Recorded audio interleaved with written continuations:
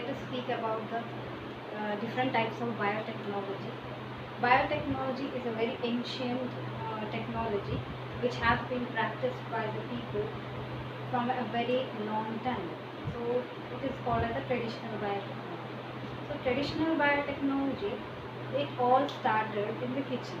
Actually, it was more an art than a science. So this traditional biotechnology, it was totally based on the fermentation technology.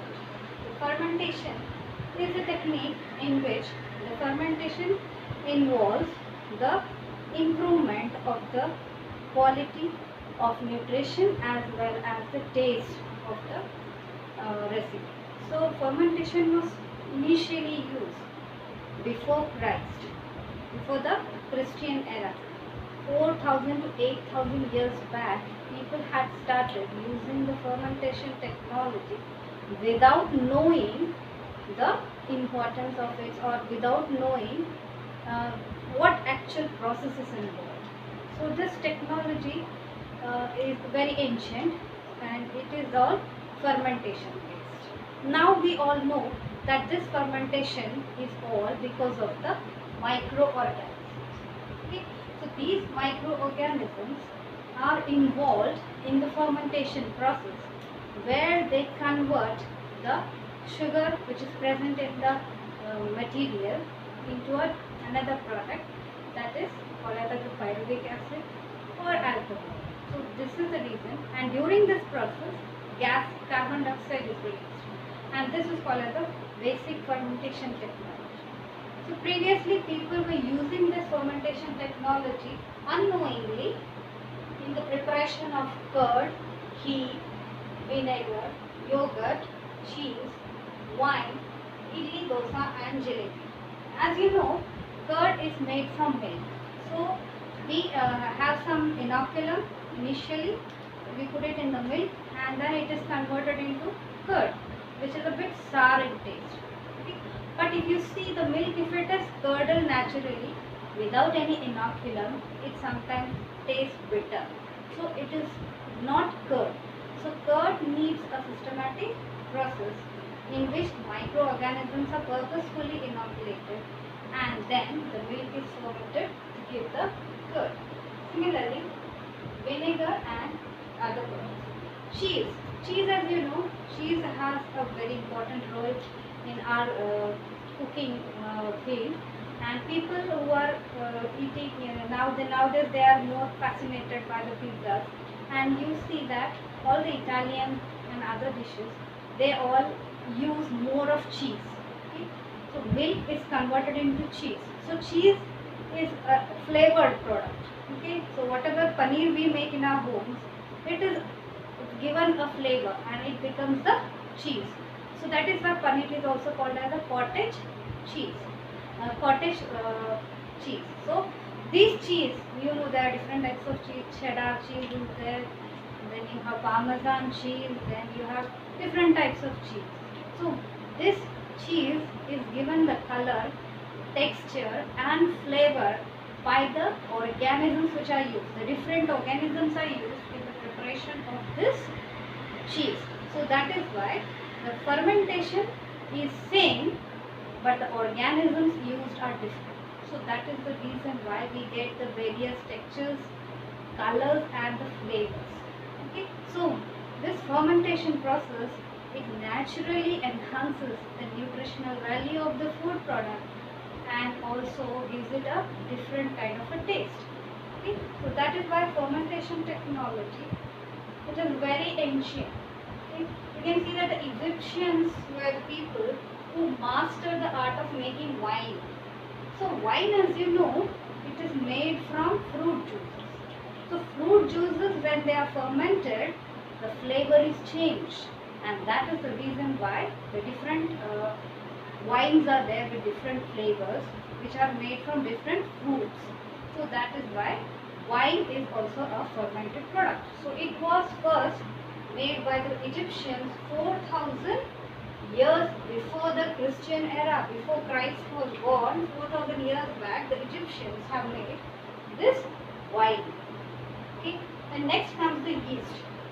Yeast was also used for making the bread or leavening of the bread. As you know, bread, if you add some yeast, it will raise, the dough will raise, and there is lot of aeration done in the dough. This is the reason why the bread is soft in texture. When you bake this bread, it is soft in texture because we are using yeast for the raising of the dough.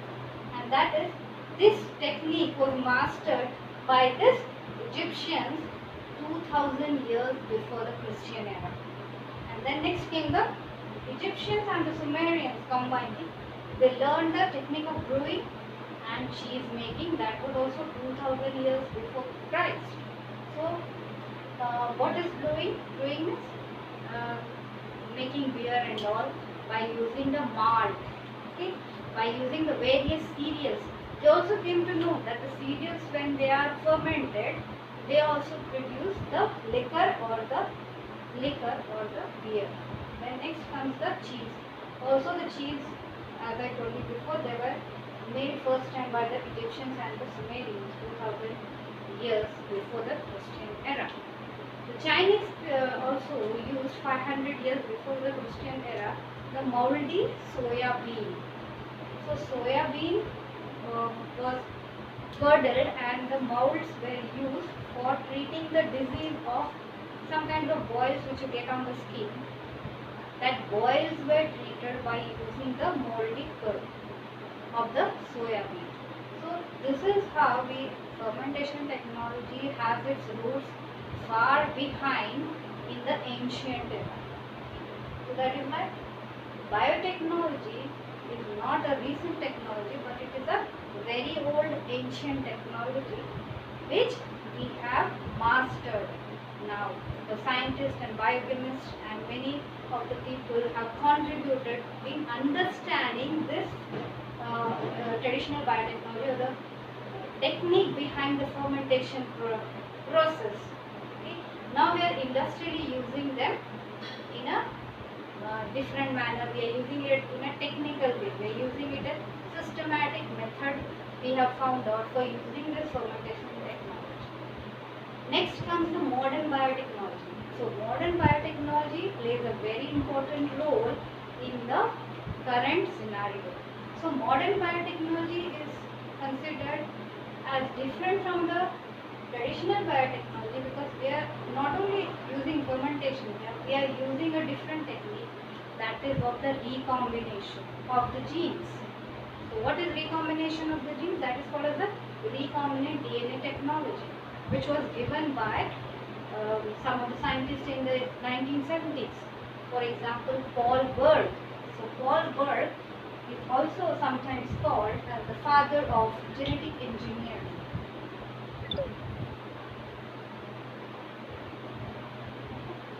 Called as the father of genetic engineering, and he first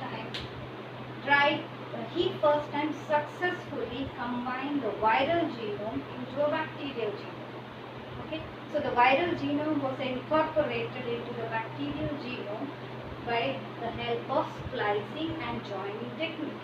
Now, what are the splicing and joining technique? This is called the recombinant DNA technology, which was initiated by Paul Berg, where the viral genome was put in the bacterial genome.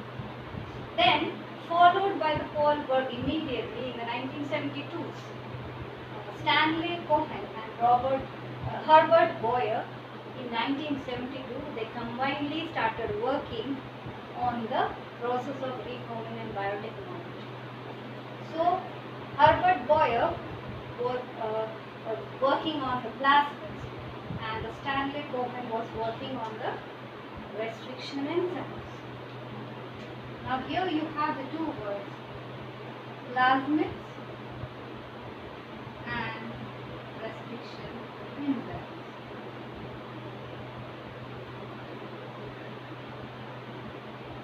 Okay. Now these plasmids and the discovery of plasmids were had after far behind in 1950 to 59. Plasmids were discovered there by Joshua Lederholt.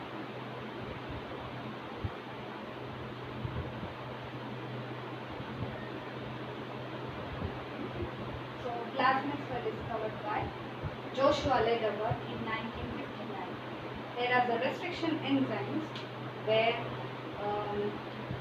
discovered by Warner Arbor along with Smith and other scientists.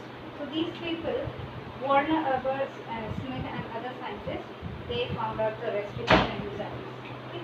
Now, this plasmids and restriction enzymes need to be understood in detail. So these discoveries helped Stanley Cohen and Herbert Boyer to make the next successful recombinant gene, where they used two different DNA material. The DNA was from two different sources. Okay, two different sources of DNA were used from two different animals, and then they were combined together, and this was combined in a plasmid, and the plasmid was incorporated into a bacteria.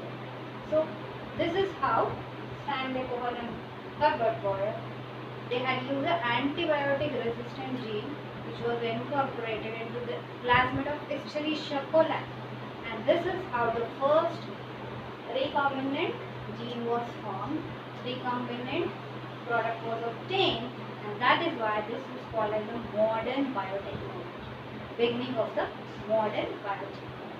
We'll further look into the details of plasmids and restriction enzymes. So what are these?